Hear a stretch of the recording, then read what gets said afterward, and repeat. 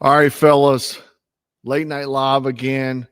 Don't blink because this ain't just politics anymore. This is movement, military movement. You saw what happened in D.C. Trump rolled in, took over the police, patrolled the streets himself like a general. I'm not exaggerating. He literally went on foot patrol with the National Guard, bought them pizzas and everything. Good to go, right? Feed the troops.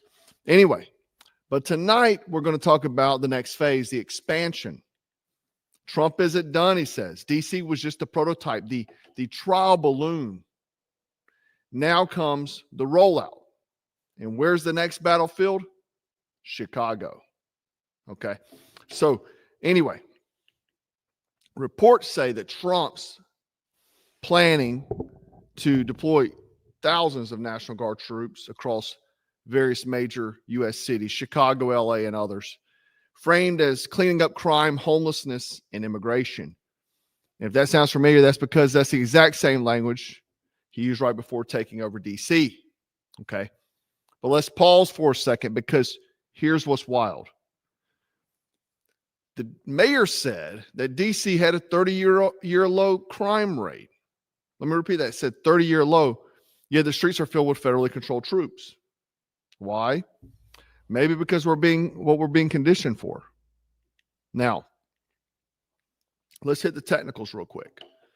Trump is using Title 32, which means the National Guard is federally funded, but technically under state control until it's not.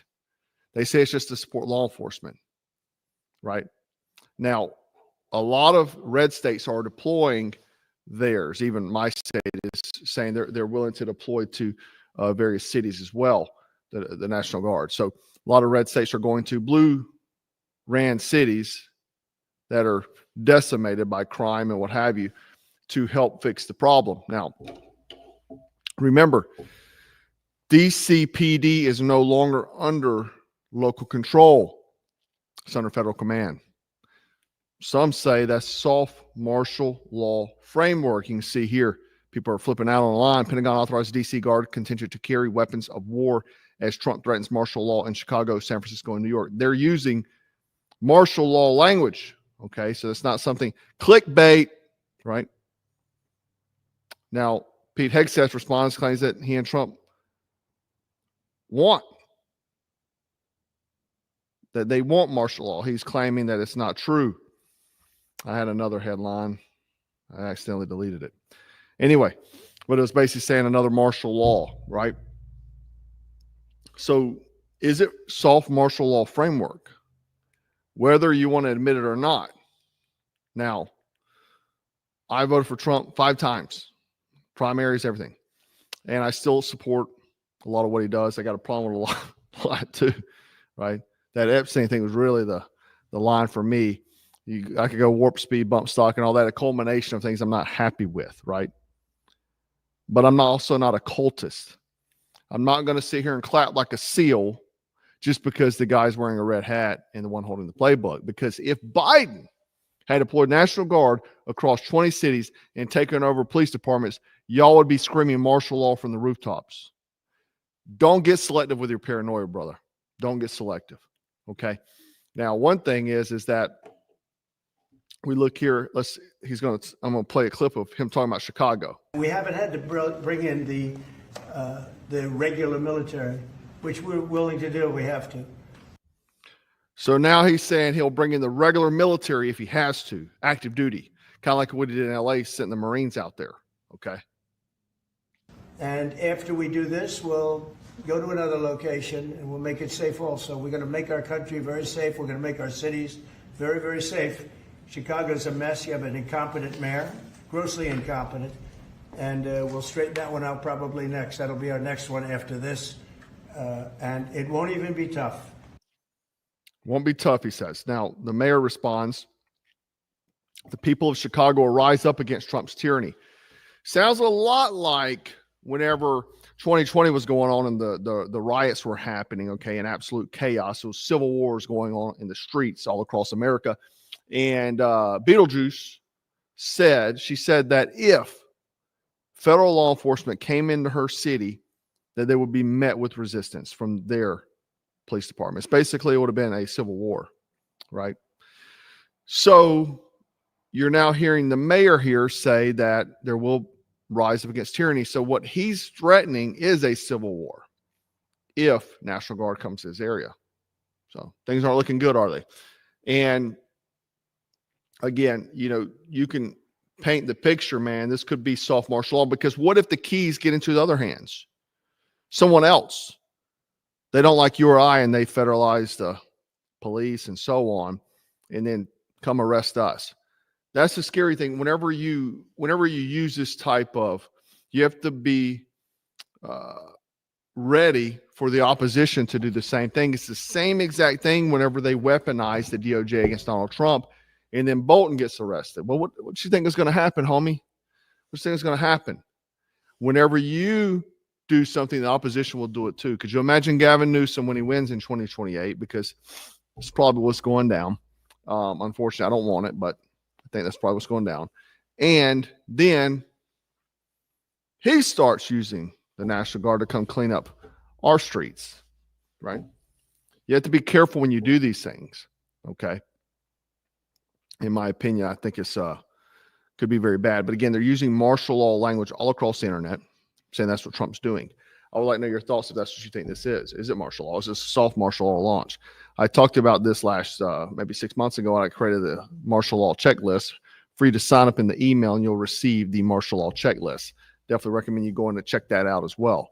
Now, while all this is going down, something else is cooking, something no one's talking about. One of my followers on Instagram has been sending me these things. And so I started searching them. 3 college campuses, 3 active shooter lockdowns, and not one damn shooter found. My state today, just up the road, University of South Carolina tonight. Let me pop it up here for you. All clear at USC after unconfirmed shooter alert. Students injured, evacuating. No evidence of active shooter at the University of South Carolina campus, school alert says. All clear given.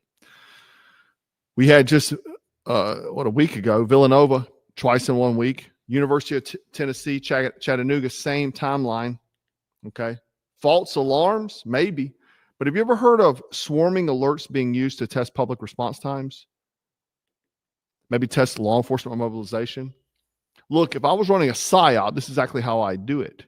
Get the public in fear of constant shooters, right? You train students, train the whole country to respond to sirens, duck under desks, obey digital alerts, and stay locked in place. It's not they're trying to train you for safety. They're trying to train you for obedience. And maybe, just maybe, the guy who took the bump stocks away, Pam Bondi's red flag Bondi, maybe that's the next play. You don't know. Now we look at DC was the first move. Now comes the rollout. Now they're doing the oldest trick in the book, law and order. I get it, man. The streets are a mess. Crime's up, immigration's out of control. But when your solution starts looking like federalized military authority, you better ask yourself, what happens when the power gets into the wrong hands? Not to mention, dude, I don't care about how bad Chicago is. I don't want my tax dollars going to go pay for these places to clean them up. Let them destroy themselves. They want them to. They voted for that shit. Let them tear it up. Let them destroy these cities. I don't care. And if I lived there and I wasn't about that life, I'd move out. I don't want my tax dollars paying to clean up these streets. Let them burn, because they keep voting for that stupid stuff. Right? Am I right? I don't think at all. Not to mention they go into Chicago and start getting troops shot. Could be a problem, right? Do you think martial law gets announced with sirens and a giant press conference? Man, that's not how it happens. It comes slow, one emergency at a time, one city at a time.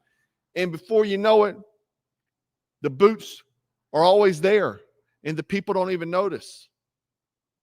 It's just normal. Everything's normal, right? I don't know. So you can cheer it, you can ignore it, you can pretend it's just cleanup duty. But I'm telling you right now, authoritarianism never walks in wearing a villain mask. It shows up in uniform, promising to protect you. DC, maybe the test. Chicago's next. Look, I'm all for Chicago getting cleaned up, but let them do it themselves. They don't want it. And listen to this. ICE, they're doing a lot of things with ICE, man. You got Palantir, you got this stuff going on. ICE is locking in a new tech contract, this junk right here, an iris scanning system originally designed to ID inmates in county jails, now repurposed for deportation operations. That's right. We're tracking people by their eyeballs now. And this tech taps into multiple federal national databases, turning immigrants into instant trackable targets. Fingerprints, that was the warm-up. Now they don't even need you to speak. Just blink and they got you. ICE can now identify individuals in seconds from virtually anywhere. That's what the contract states. Translation, mobility, flexibility, field operative scanning people in real time, no cuffs needed, just compliance. Look, man, I am definitely afraid of authoritarianism in any form, shape. I don't want any more of my freedoms. I don't want to. Any Patriot Act was done by Bush, and everybody was cheering him on. Then all the conservatives cheering him on. He was the Republican candidate. He pushed in Patriot Act. Few people were yelling from the sidelines about it, but most people were cool with it. Oh, we got to get terrorists, man, safety and security. There was no press conference for this, no vote, just the first ever biometric contract like this signed and sealed, and neither B12 or BI2, I can't, let me see if it's BI2. Yeah, BI2. Nor DHS has responded to comments. Zero transparency, zero oversight. But what they just greenlit is mass surveillance on a biometric level. And maybe it's for undocumented immigrants today, but once the tech's built and normalized, it expands. Oh, man, we got to keep the streets safe. You think it stops at the border? You think that kind of scanning capability gets shelved after one mission? No. Let's roll it out because we got to keep the city streets safe, man.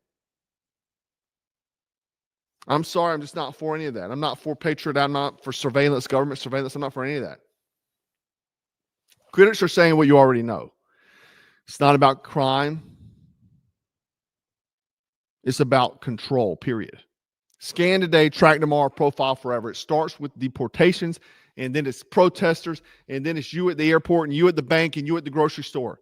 You posted something on Facebook they didn't like, and black SUVs roll up. And you want a real threat matrix. Combine this with National Guard patrols, AI facial recognition, networks, Palantir, predictive tracking I just talked about. Predictive tracking. I'm talking Minority Report level stuff. Now biometric iris scans integrated in real time. It's not security, man. An all-seeing surveillance grid with no opt-out, no appeals, no face-to-face judgment, just data and enforcement. And they're trying to push where there's no regulation on AI at the same time. If they can ID your iris in seconds, man, what's next? Behavioral prediction, pre-crime charges. Oh, you blinked aggressively. Citizen, please comply. Let me be clear. I want criminals off the streets just as much as every other red-blooded American, but we don't need to build the eye of Sauron to do it. What ICE just adopted is a new lens into the American future. And honestly, I don't like what I'm seeing. I don't care who's president. I don't care who's pushing this or whatever the reason is. I don't like it. I don't want any more government say, no more government control. Every time we turn around giving the keys to people that we vote in, the thing is Americans will sit here and say that all politicians are corrupt. They'll say it. And at the same time, they'll vote these people into office thinking they're going to save them. Am I right? I mean, look, man, Dan Bongino, he went against them the other day, and now he's been sidelined. Now he's sharing the job. Apparently, his wife divorced him for this job. This dude was, on podcast videos saying certain things, and then he backtracked and sounded like he's from the swamp. Then he came out after it saying he wasn't about that, and then they sideline him. Now I want to know, just because look, I don't know everything. and maybe you're in disagreement with me. Maybe you're cool with National Guard, military patrolling the streets in your neighborhood. Is this the type of leadership we need? Do you care about the blue states, people that voted for this stuff, to use our tax dollars to try to clean up? Or is this just something, a slow rollout of something way darker? You tell me. Maybe someone whispered this in Trump's ear, you should do this.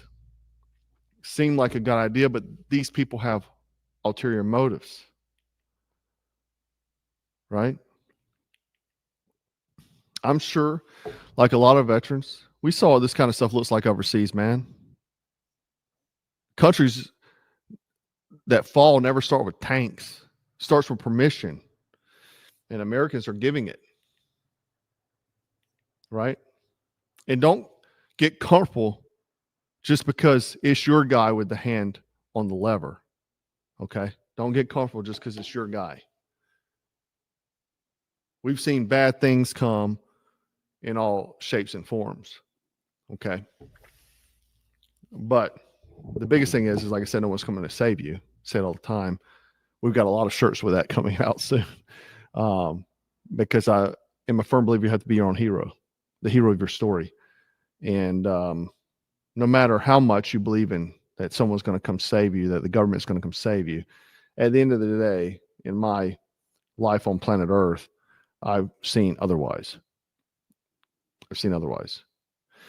Now, I will say I did the financial video the other day, and I told you I would come out with a protocol, and I did. I've been working on it nonstop, writing the book. And I plan to come out with it this week or next week. And, dude, I'm so proud of this book. It's going to be an ebook, but I'm so proud of it. I think and the Gray Man protocols, volume 1 and 2, I mean, are phenomenal. But this one is tremendous. It encompasses a lot of things. Sovereignty, becoming sovereign. It talks about coming from rock bottom, like where I was. This thing's been field tested, dude. I lived it. And, you know, it goes into all the various aspects of improvement. I also talk about in here black swan events, right? Not just getting out, getting sovereign, getting actual freedom, but also about in worst case scenario. I was not planning that direction with the book, but then I thought, man, I'm Black Scout Survival. Right. There's a section of fitness in there, survival, grocery, shopping. And, you know, this thing is a replication of what I did to get out of the hole. I was in the hole, like deep, like sand getting thrown on you deep in that hole. So it's my complete process of what I've learned in the past 20 some odd years. And whenever struggling to survive, but still being able to eat nutritiously on a budget, how to maximize your money, how to grow it, because saving money is getting killed by inflation. But I teach all of that and the black swan stuff. And if something bad happens tomorrow, how to restart the program and get out of bad situation again. Because life sometimes hits you in the nuts and you never know. But I'm really proud of this book, man. I think, again, this is probably the best one yet. And I've always advocated soft skills. I think soft skills, what's in your mind can never be taken away from you. You can take away gear, man. That gun you got, that knife you got can be taken away. Soft skills, combatives, lot picking, all this sort of stuff, man. How survival, all these kind of skills, social engineering. These things are really what I built Black Scout Survival around. The gear was just a caveat to that. But again, these protocols, man, don't sleep on them. If you're sleeping on them, don't sleep on them. Okay. My goal is to make a formidable citizen, like of the past, how we used to be, where every patriot could go out and get things done.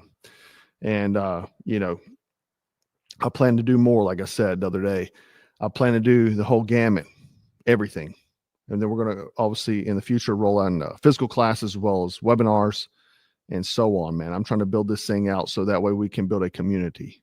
I'm not trying to get 1 million followers. I don't care. I just want like-minded people that we can network and grow, because at the end of the day, it's going to come down to us. Anyway, guys, I do appreciate your watching, your views, your support. Make sure you stay frosty, stay strapped, and always stay dangerous. Black Scout out. 2, 3. 1, 2.